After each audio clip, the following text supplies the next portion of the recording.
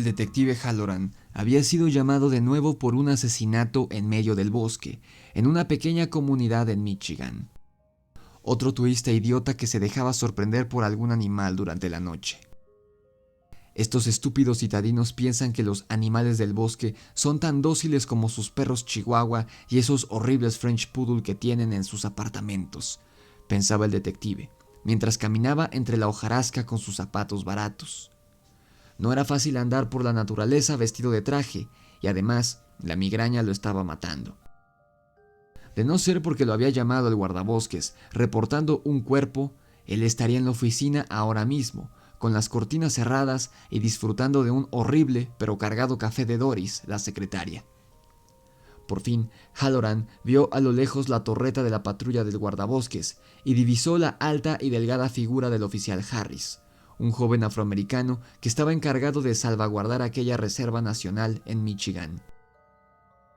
A su lado estaba su compañero, un chico que apenas había terminado la preparatoria y tenía cara de asustarse fácilmente. Ambos estaban de pie, mirando al suelo, cerca de un enorme abeto.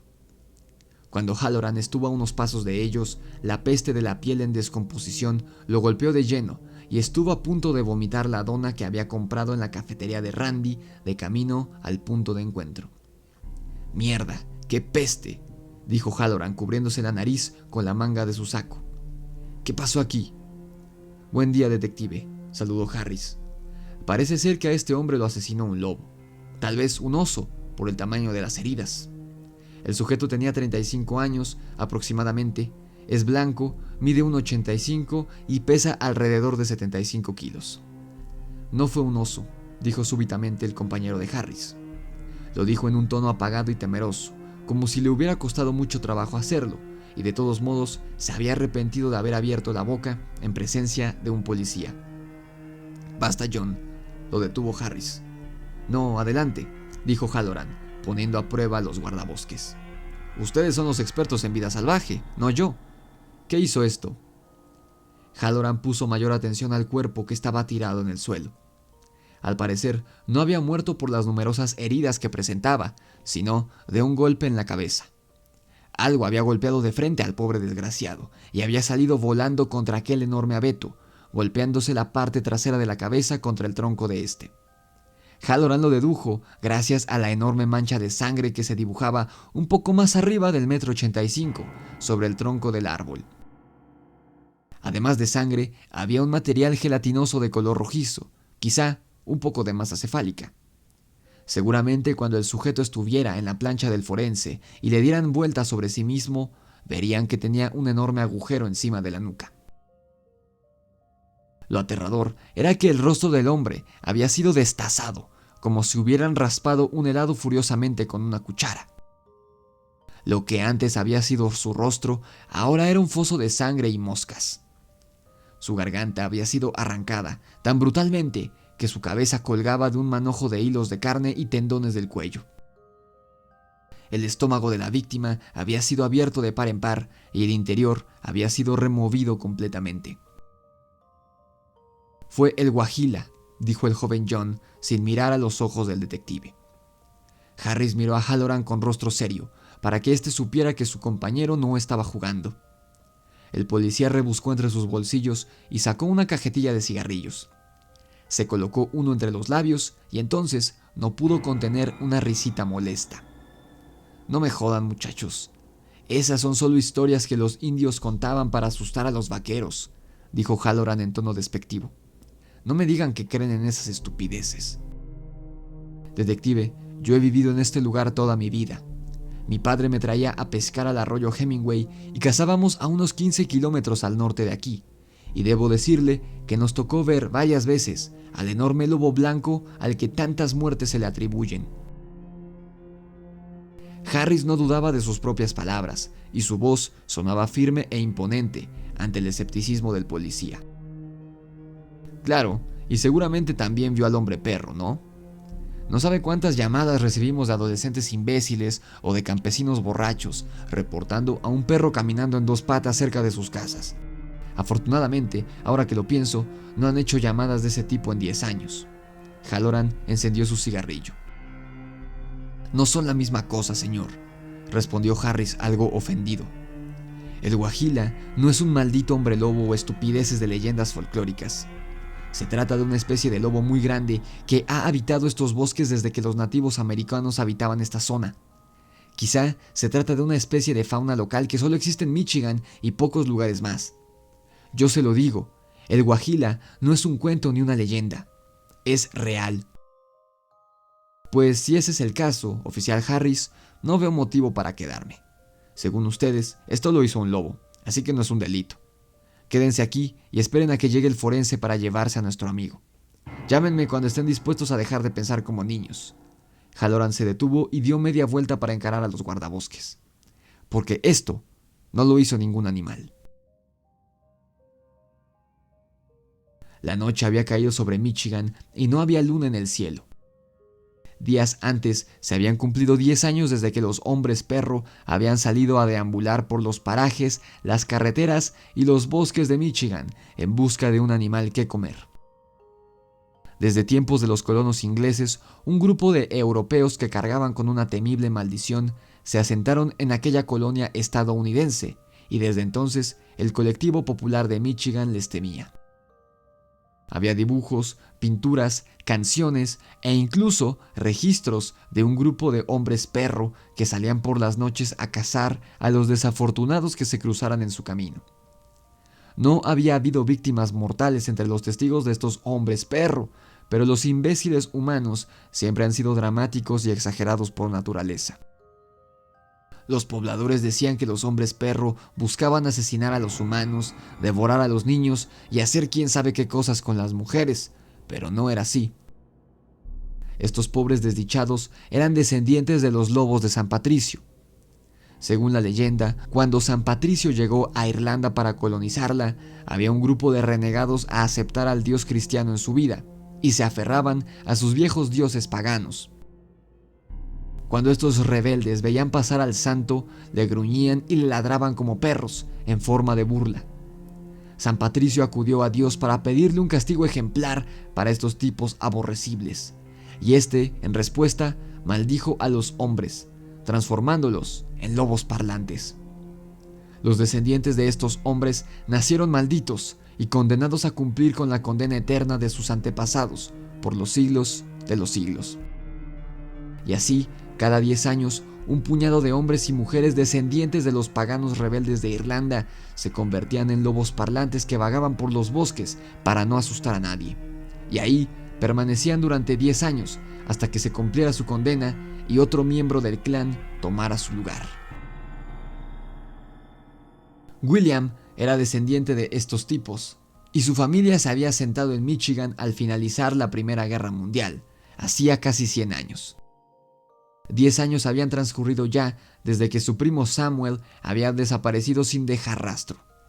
Pero la condena llegaba a su fin esa noche fría de octubre, y William sabía que él era el próximo en la lista de los condenados. Su esposa sabía lo que pasaría, así que antes de que diera la medianoche, se despidió de ella y le pidió que no lo olvidara. Él estaría de regreso en 10 años, de nuevo en la forma que ella conocía y amaba. El hombre partió de su casa y se internó en los bosques de Michigan, a un par de kilómetros donde horas antes el detective Halloran y el guardabosques Harris habían descubierto a un hombre muerto. Mientras William avanzaba entre penumbrosas sombras, comenzó a sentir cambios en su cuerpo. A diferencia de las películas, no sentía dolor, ni que le estallaban los ojos, ni que se le quebraban los huesos. El sentimiento era placentero y calmo, como si se desperezara tras una larga siesta. Y aunque el proceso hubiera sido doloroso, lo habría aceptado con gusto, sabiendo que su primo Samuel estaba retomando su forma humana por primera vez en 10 años en ese momento, para reencontrarse con su familia. Después de unos minutos, William había adquirido su nueva forma, aquella que sería su verdadera cara por los próximos 10 años. Aprovechando que esa noche no había luna llena, William sabía que pasaría desapercibido ante cualquier curioso que anduviera por el bosque a esas horas, así que se encaminó, guiado por su olfato mejorado, a encontrarse con los demás hombres perro que, como él, estaban relevando a algún familiar que ya había cumplido su condena en los bosques. Condena que en nada los involucraba a ellos, pero los lazos de la sangre y de la carne, al parecer, son más fuertes que los nexos entre Dios y sus siervos. Para no llamar la atención, William se desplazó a 4 patas. Su nuevo aspecto era aberrante, con cuerpo humano, delgado, pero cubierto de un pelaje gris como el de un animal. Sus brazos eran largos y terminaban en garras. Sus patas traseras parecían las de un hombre hasta la rodilla, pero justo a partir de esta rotaban hacia atrás como las de un perro.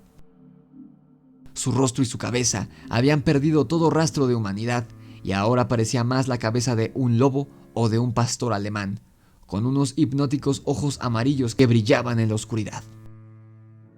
Tras caminar un rato, William percibió el aroma de un animal. Quizá ya había encontrado al primer miembro de lo que, por los próximos 10 años, sería su manada. Olía a perro, eso sin duda. Un perro sucio, salvaje y con un aroma a sangre. William se puso alerta y comenzó a escuchar unos gruñidos.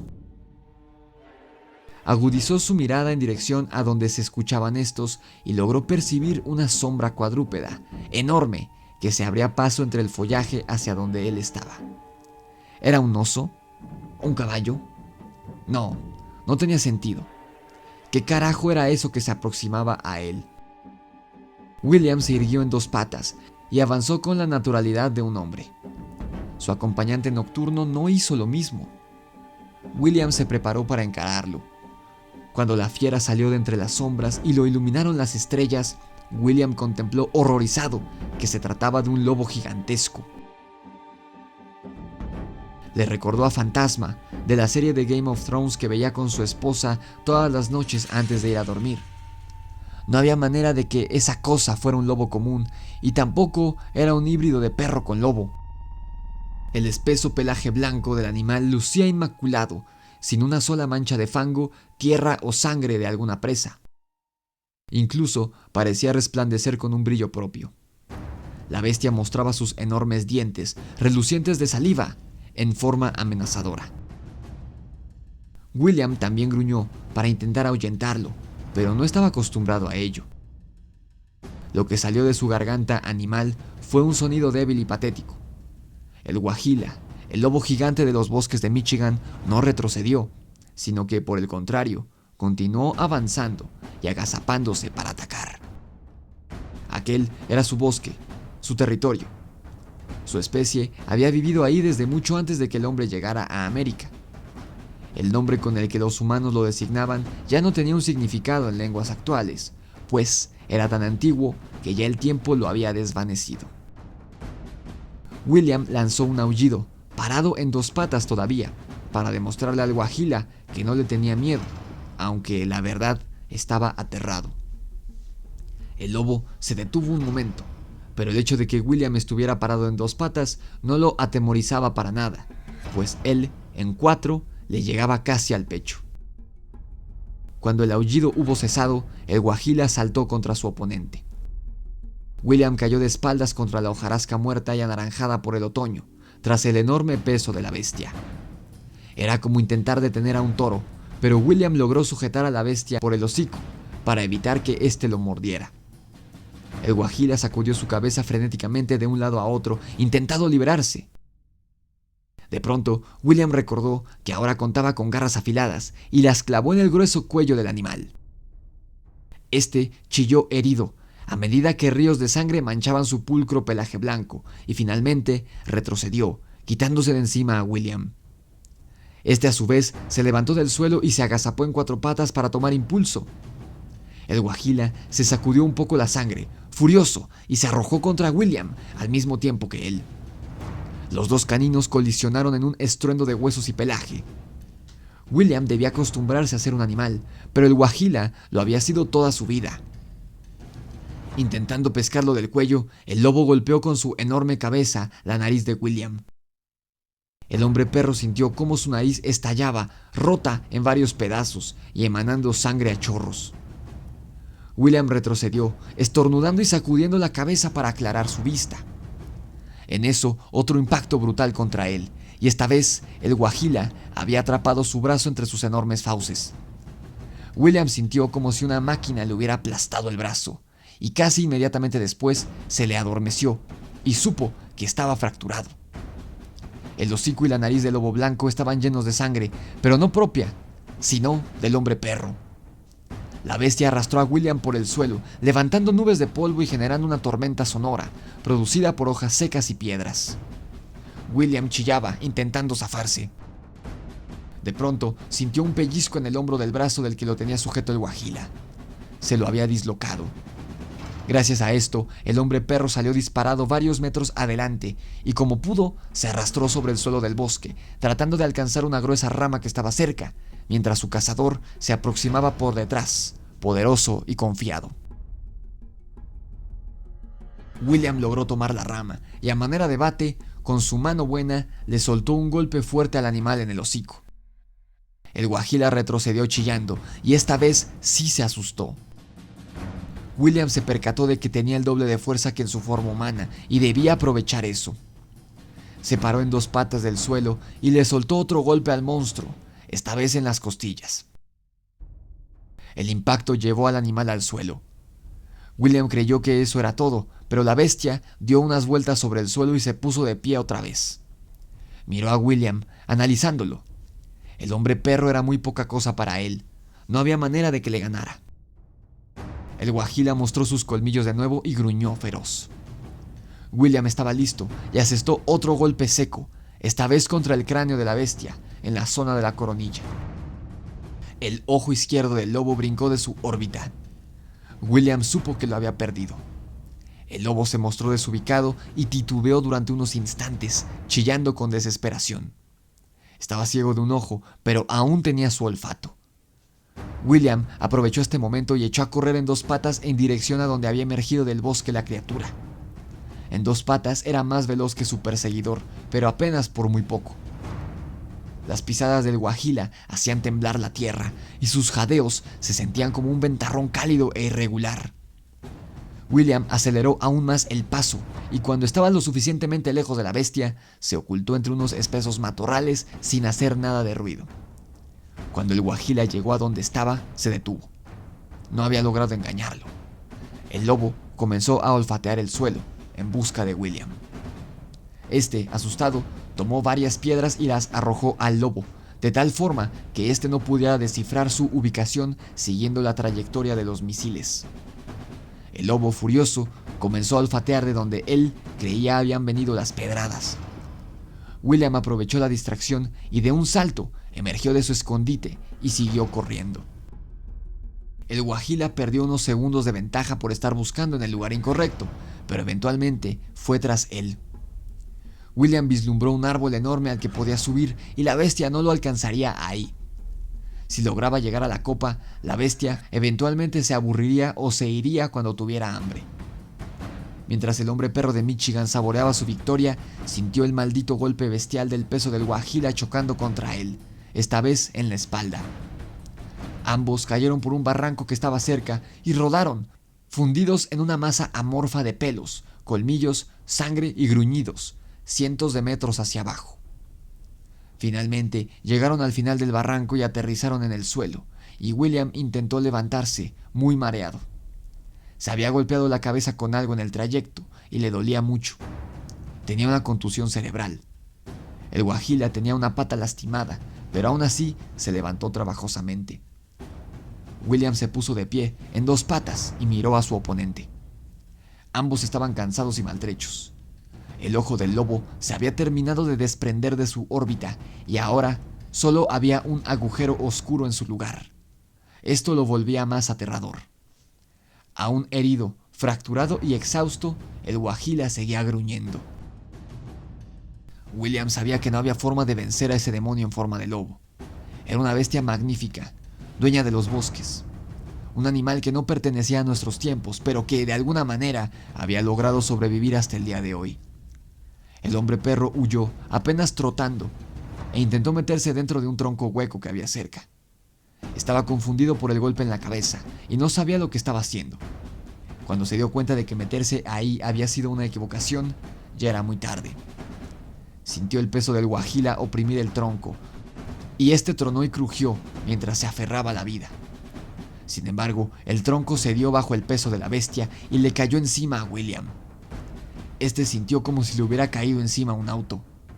No podía respirar y se sofocaba a cada segundo que el lobo estaba sobre él. El Guajila había triunfado. Su territorio era suyo y de nadie más. Se inclinó sobre William y encajó sus largos colmillos en un costado de su cuello. William aulló y gimió hasta despedir gritos humanos de su garganta animal.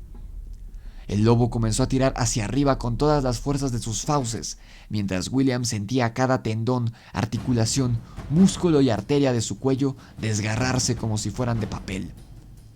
El sonido era aberrante, y él solo pudo pensar en su esposa durante los últimos segundos. De repente, oscuridad, y un río carmesí que regó el lugar de eterno descanso del hombre perro de Michigan. A la mañana siguiente, Halloran, Harris y John observaban el cadáver decapitado de un tal William Stone, desnudo y tirado en un barranco. ¿Ahora nos cree Halloran? Sé que es difícil para un citadino como usted, pero la firma característica del Guajila es decapitar a sus víctimas. Así eliminó a varios cazadores hace 150 años en esta zona, le recriminó Harris, mirando el cadáver decapitado. Está bromeando, ¿verdad, Harris? Es claro que se trata de un maníaco sexual. A partir de ahora, si encuentran otro cuerpo, tan solo avísenme. Claramente hay un asesino suelto en Michigan, y estoy harto de historias estúpidas sobre hombres lobo y lobos demonios.